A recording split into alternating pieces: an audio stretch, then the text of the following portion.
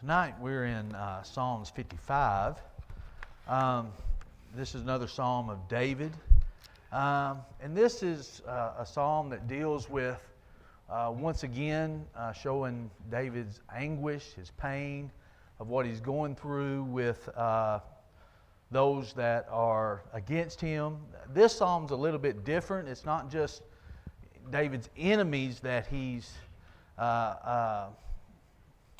talking to God about and very concerned about, but he's going to talk about a betrayal that has happened to him of someone that's close to him. So this is something that's emotionally devastating for David. There's been different commentaries who will say when this time was. Some thinks it's during the time of Absalom and Ahithophel. And what took place with that rebellion. I think there's some things in this psalm that might say otherwise, maybe. It could be, but I don't think you can pinpoint it down to that. Maybe it's some event that's not recorded for us, but it is about someone that's close to David that has betrayed him, and David is really feeling the pain of it. And I think there's some things that we can learn from this, from David, that we can make application to our own life, I think. But we start here in verses 1 through 3. David says this: "Give ear to my prayer, O God. Do not hide yourself from my supplication. Attend to me and hear me. I am restless in my complaint and moan noisily because of the voice of the enemy, because of the oppression of the wicked. For they bring down trouble upon me, and in wrath they hate me." As I was reading some things about this, different ones said that this is another time where David feels distant from God and that he's calling on God to kind of come back to him or get back in that right relationship, that David needs to be with him, that God can hear him. I don't really see that in that terms. I think David here, when he's requesting God to hear his prayer and don't hide himself from his supplication, I think David is just going to God and in essence saying, okay, here I am again because of the oppression that's coming against me, and I'm asking you to hear me once more. I don't see that David's questioning that distance that he has with God. I think he's just stating to God, I need you to listen to me. I need you to hear my supplication.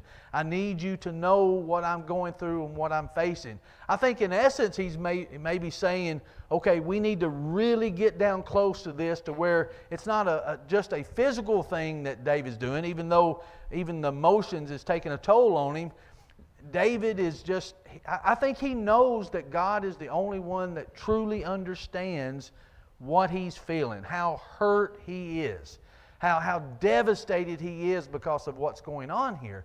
But one thing that is clear to this, David is doing what he always does, and that's that he goes to God. When David is struggling, when David is going through a trial, when David sees the world closing in around him, he knows there's always one place he can go, and that's to God. And I think that's a great lesson that we can see throughout the Psalms.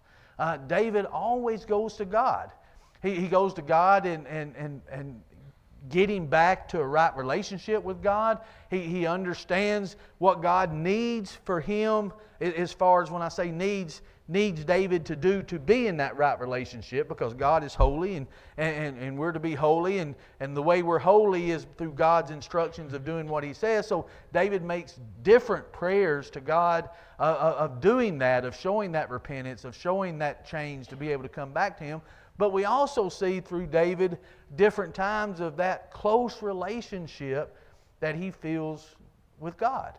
If you notice these psalms, and they are psalms, they're prayer, but they're songs, you notice how comfortable David feels with totally expressing himself to God.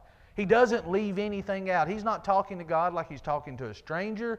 He's not talking to God like he's just, giving God the high points. He's bearing his inner feelings to God. Now, God knows what he's going through, but we need to express that to him. That's the great thing about prayer.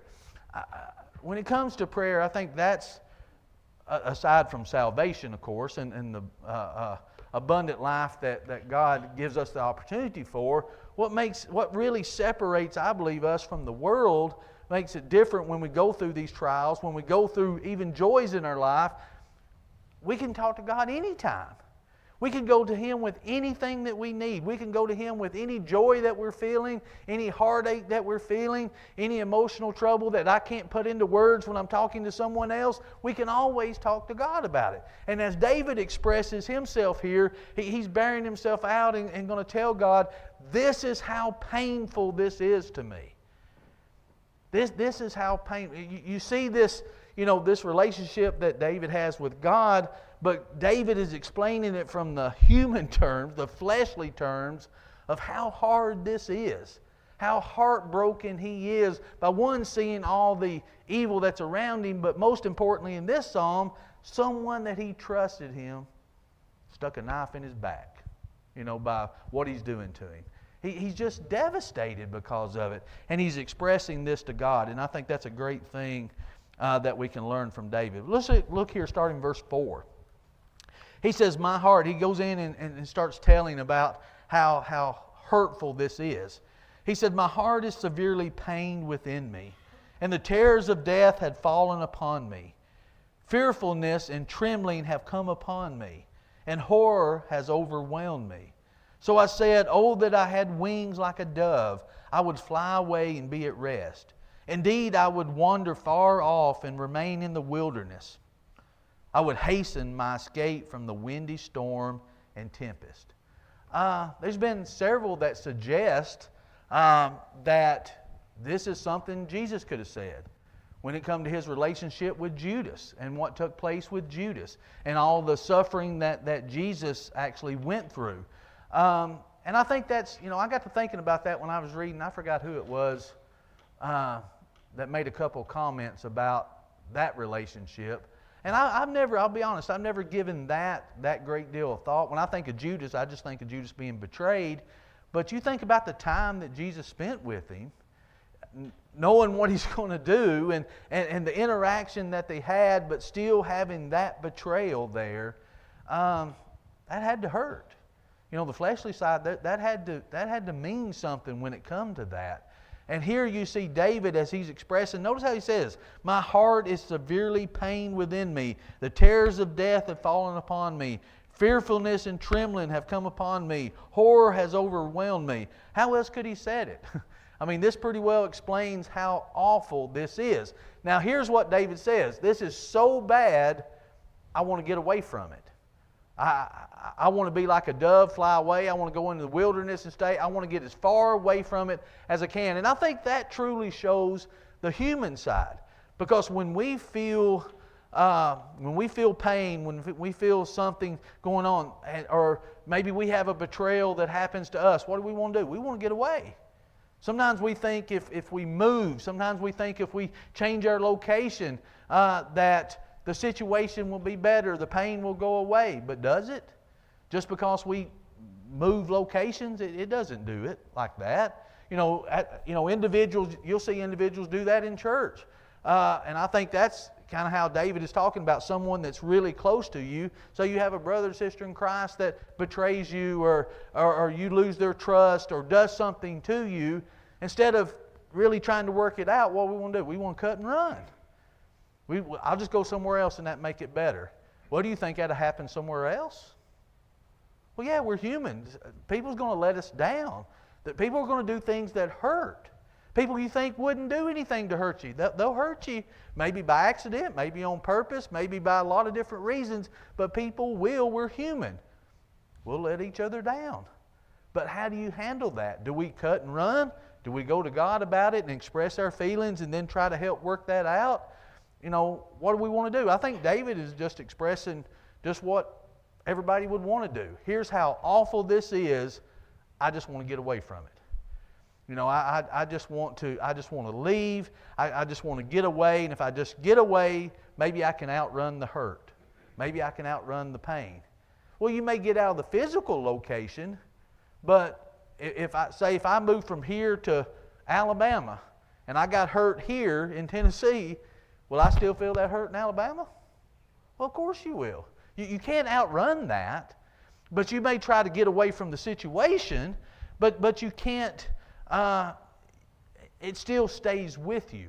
But David here is just saying, I just wish I could go away, remain in the wilderness, and just get away. What he's saying was, if I was by myself, then maybe there wouldn't be anybody to try to kill me, wouldn't be anybody try to hurt me, wouldn't be anybody try to deceive me. If I could just stay by myself. Well, doesn't the Bible tell us we got to live in this world? You know, if we live in this world, how do I live in this world but not be a part of this world and do the things of this world? That means I'm set apart, I'm justified, I'm sanctified, right? So I'm different than what the world is. So when something like this happens, how do I handle that? Well, I think we do it like David do. We express ourselves to God, we get it off our chest, we do everything we possibly can do, and then we give it to God to do what needs to be done. You know, it really goes back to what we've talked about several times in the Psalms. You know, it comes down to, I can only do what I can do. I can't change someone else, but if they don't change, there's a consequence for that. There's vindication for the Christians, but there's consequences for those that are doing evil. And I think that's what we're going to see here with this psalm, as we do many times with David. But can you just imagine David here? I mean, he's talked about in other songs about God pulling him from the pit, about how in despair he is, how low he is. And now as he describes this, you know, he's just as down as he can be. He said his heart is severely pained within him. Well, does that mean physically something's wrong with his heart? Or is he heartbroken? Heartbroken. He's just devastated. He's, you know, as much as of all the things that David has to undergo. Remember all the running from Saul and all the people that were after him on different times. Can you imagine how small his circle of inner people had to be? And then some in that circle betray you? What will you start thinking? There's no one I can trust. There's no one I can confide in. There's no one that I can ever turn my back on. You know, you get to feeling like there's nothing you can do, that you are all alone, that you're going to have to separate yourself from everyone, and you get just so brokenhearted like that. And you think about perpetually, as David did different times, doing all of these things with the evil that was coming upon him. Now he's facing with that inner circle, whatever that may be, whoever that may be. Now who's he got left to turn to? He only has God. But if you look, there are several situations within Scripture that individuals that serve God, that they get in those situations to where it seems like there's nowhere else they can go but to God. Do you think there's a reason for that? Mm-hmm. Yeah, they're not. Well, you even think back to God training the children of Israel. He didn't take them from Egypt and just drop them right off in Canaan land, did he? Remember, one of the first places they went were trapped by the Red Sea, where the Egyptian army was behind them, Red Sea was in front of them, didn't have anywhere else to go. What'd they have to do? Be still and see how God works. Why do you think God took them to that spot? Why do you think He needed them to go through that? So that their faith would end up being what it needed to be. Yeah, first and foremost, for us to serve God and be truly committed to God, we can't do any of that if we don't trust Him, and we're not willing to go to Him. That's the thing, and I think that's what David is dealing with here. God is never, ever going to let you down. He may be the only thing you think you have left. And you very well may be in certain circumstances that God is always the one that you can turn to. But God will never let you down. You can always trust Him. And I think that's what He was telling children of Israel then. Before you get into this, before you start going through the things you're going to have to face, trust is the number one thing you have to do. Because you have to be committed, you have to be obedient, and you can't do that without trust. So if you don't trust God to know that even when it looks hopeless, there's still hope, then what else do we have? So David here, when he's losing trust in someone that's close to him, the first thing he does is go to someone he knows he can always trust in.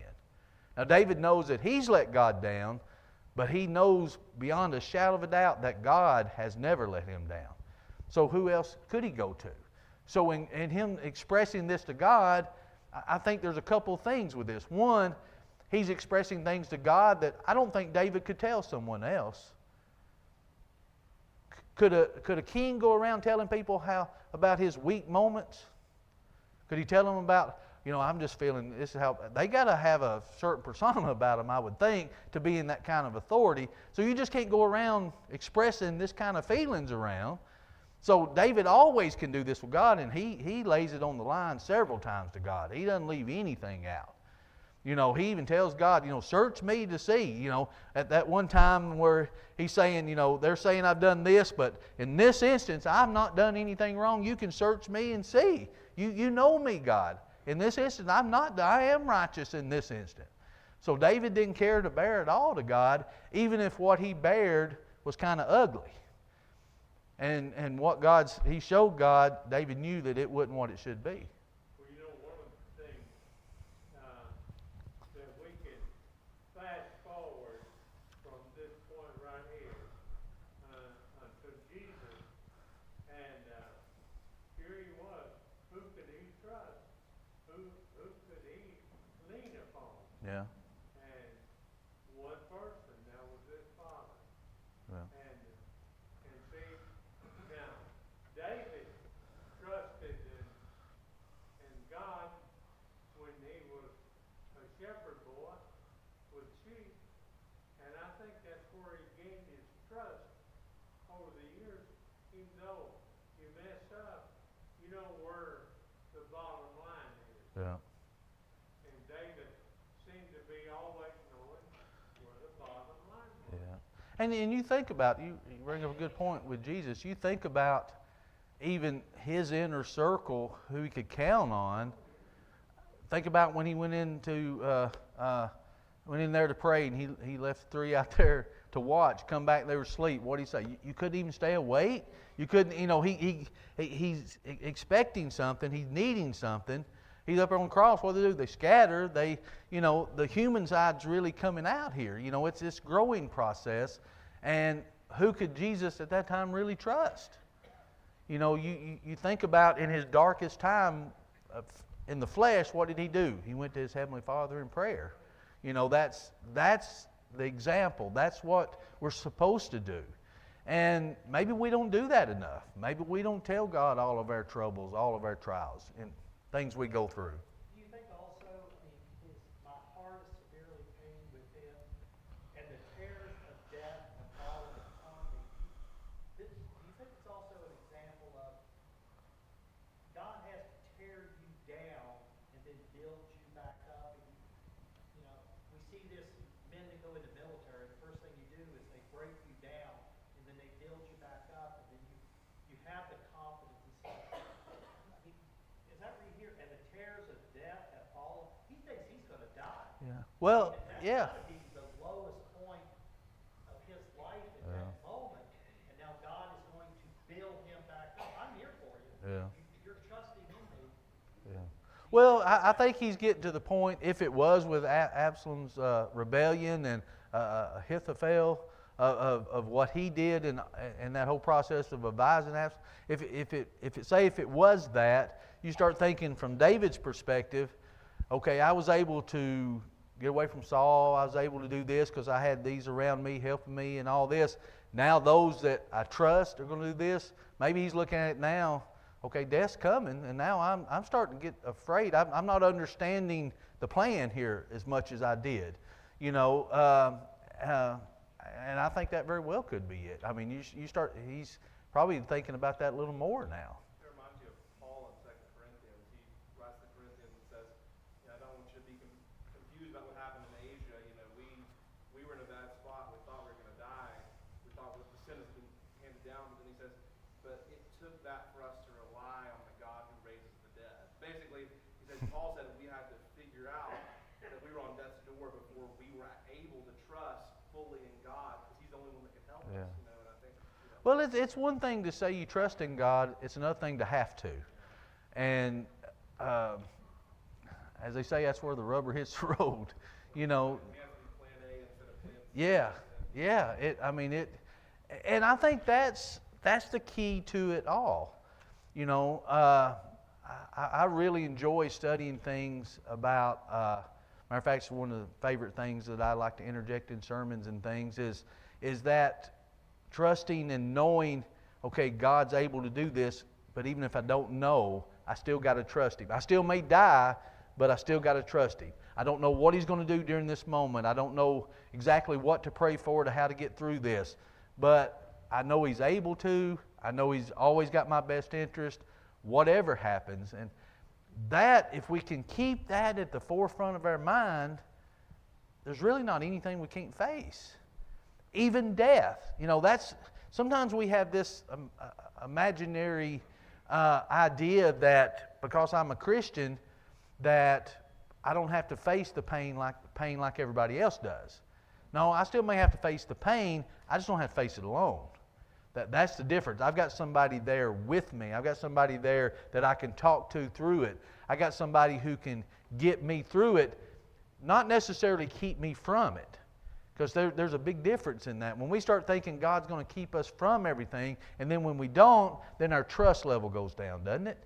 Then our obedience follows that. Because if I lose the trust, I'm going to lose the commitment, and I'm going to lose the obedience.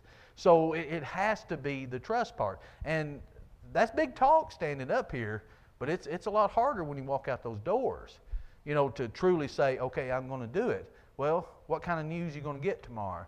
What are you going to face tomorrow? What are you going to go through tomorrow? Well, are you going to be able to face it with that same kind of trust?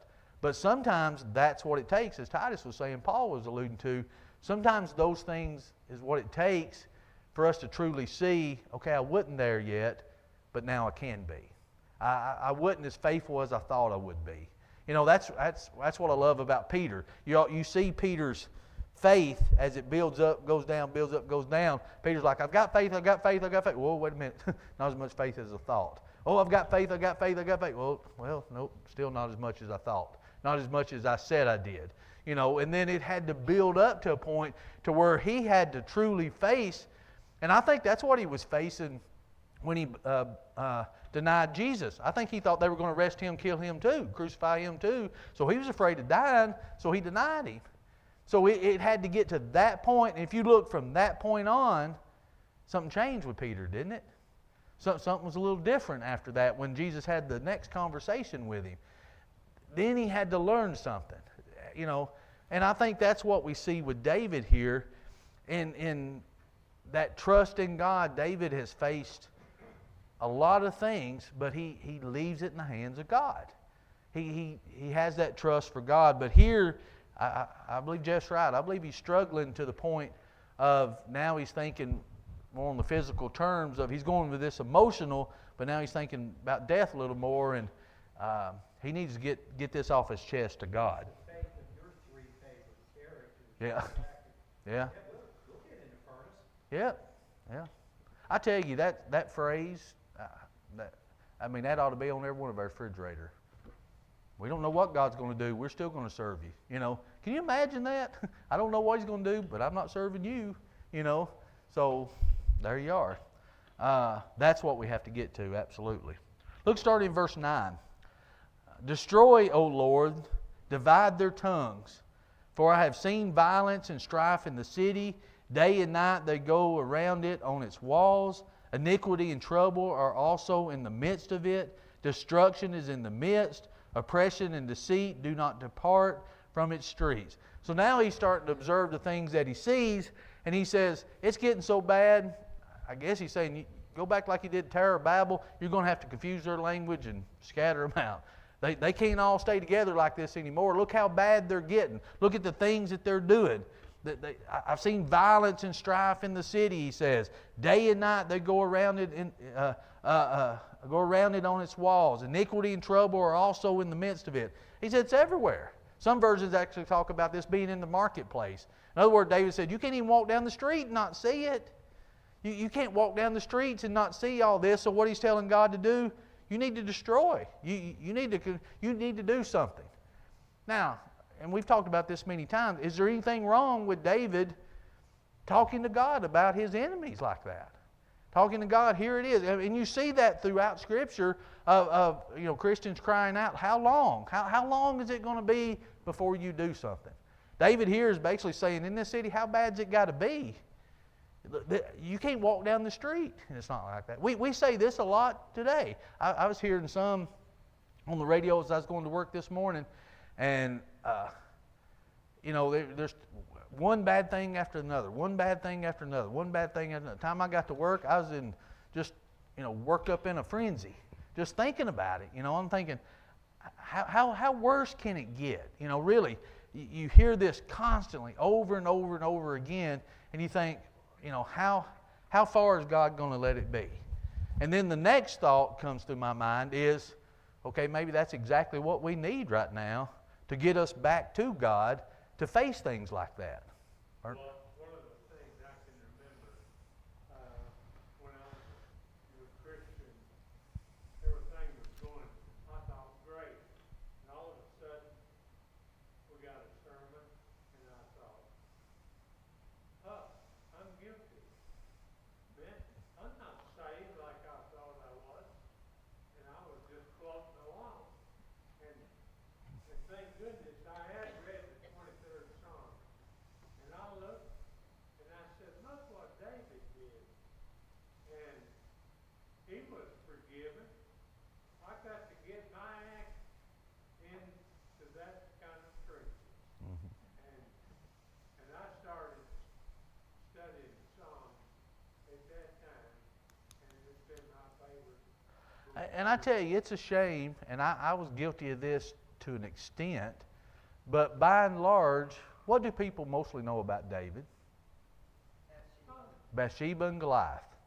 A big victory that he won, a big no-no that he did. And that's basically what people go through and just think about David. One of his high points and his low points. But you start getting into the Psalms, you start really seeing the man and start seeing what he faced, his relationship with God, and it really kind of changes things and helps, I think, helps us as Christians to see, okay, one, there's hope for us. Here's what we do when we mess up. Here's what we do when we go through trials. And here's how we get close to God. And that's what David did. He just strived to get as close as he could to him because of the things that he was facing in his love for God. Now, look, starting in verse 12, he gets into why he's so upset. For it is not an enemy who reproaches me, then I could bear it. Nor is it one who hates me who has exalted himself against me, then I could hide from him. But it was you, a man my equal, my companion, my acquaintance. We took sweet counsel together, walked to the house of God in the throng. Let death seize them, let them go down alive into hell, for wickedness is in their dwellings and among them. Whew, that's pretty rough, isn't it? Notice what David is saying here. It's not an enemy. I could expect that from an enemy. I know how to handle an enemy. I can hide from them. I can run from them. I could do this. There's things that I can do. It's not someone that I hated, that hates me, because if they do something toward me, I'm going to expect that. So it's nothing new. This is different. This was an acquaintance. This is someone that I was close to. This is someone that I worshiped with. This is someone that I was close to, and they did this to me.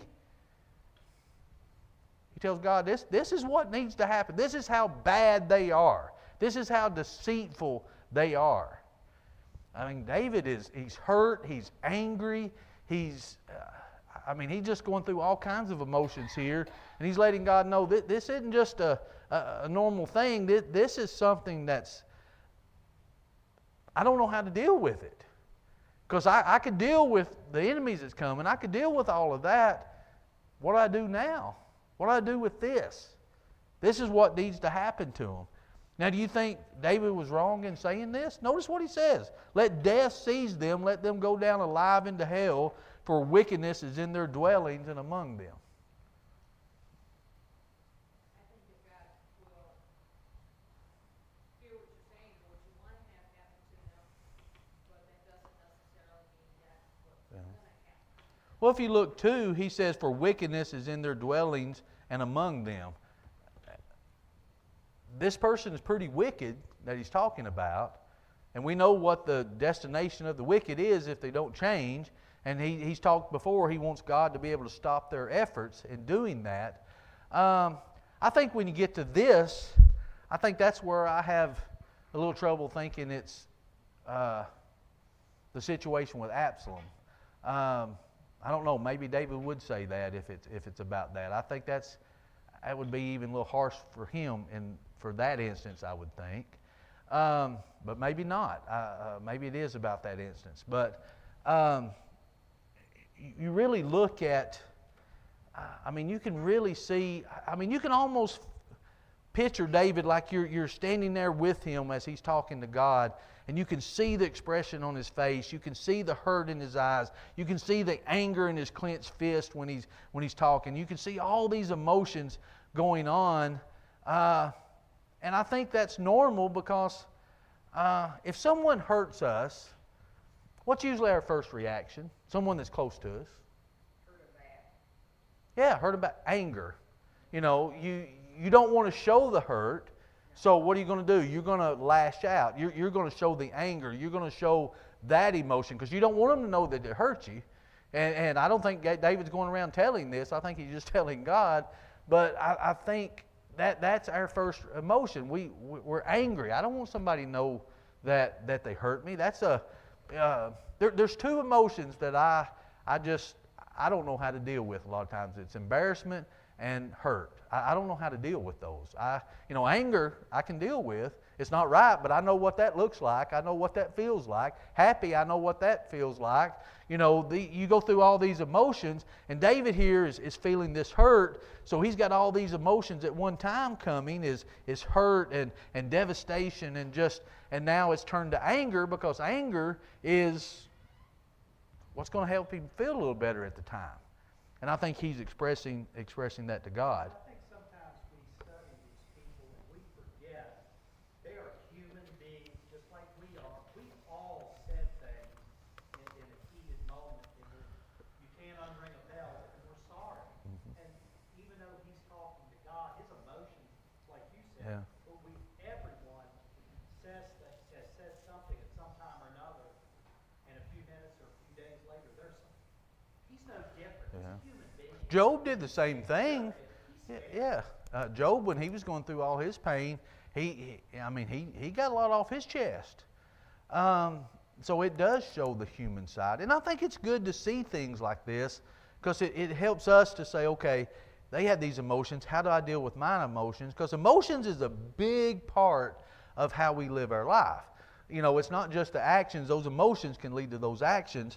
So and David here, I like how he's doing it. I think he's containing it to expressing it to God, going to God first, telling God all that's here.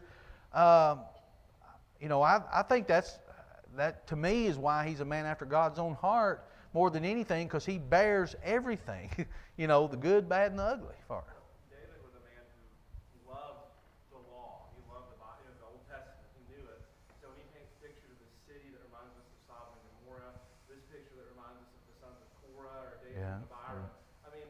David didn't read the Bible and then see where God punished the evil people and think, man, I'm kind of on the evil people's side. Maybe God should have been nicer to them. He reads it and goes, Sodom and Gomorrah. God did the right thing with David and Abiram.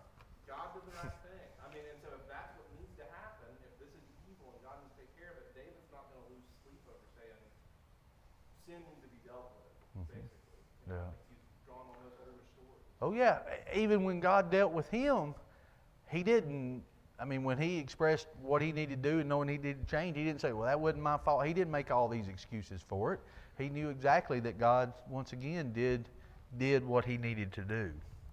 Let's look at verse 16 and on. I think we're running out of time.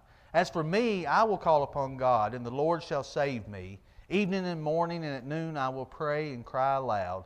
And he shall hear my voice. He has redeemed my soul in peace from the battle that was against me. For there were many against me. God will hear and afflict them. Even he who abides from of old. Because they do not change, therefore they do not fear God. There's a couple main things that I get out of this part of the passage. One, notice how when David gets this off his chest, he leaves it to God. David's not going to take this in his own hands. He's not going to say, here's what I'm going to go do to them. Here's what I'm going to do. He's talking about what on God's part. So he said, here's what I'm going to do. I'm going to pray to God. I'm going to go to God with this. God's the one that's going to handle this. And he leaves it with God. So David doesn't take vengeance in his own hands. When we say numerous times, he could have done that with Saul, and he didn't do it. So David's not going to take these things in his own hands, but he's saying, here's why God's going to do this, because they do not fear God. Here's the root cause of why these evil people are doing this to David, doing the evil things they're doing, because they don't have any fear of God. That's what it boils down to. They don't trust in God. They don't fear in God. They don't look to God. So why wouldn't they do the things that they're doing? Why wouldn't God do the things that he says he's going to do to them? Because they're wicked. They're not changing. They're not going to change. So if they stay down this path, God is going to do what he says he's going to do because God says he's going to do it. And David trusts in that. David trusts in both sides of the plan. The side of redeeming and the side of condemning.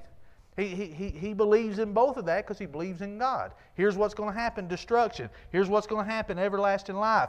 David wants to be on the everlasting life side because he sees where the wicked's going and he knows what God's going to do.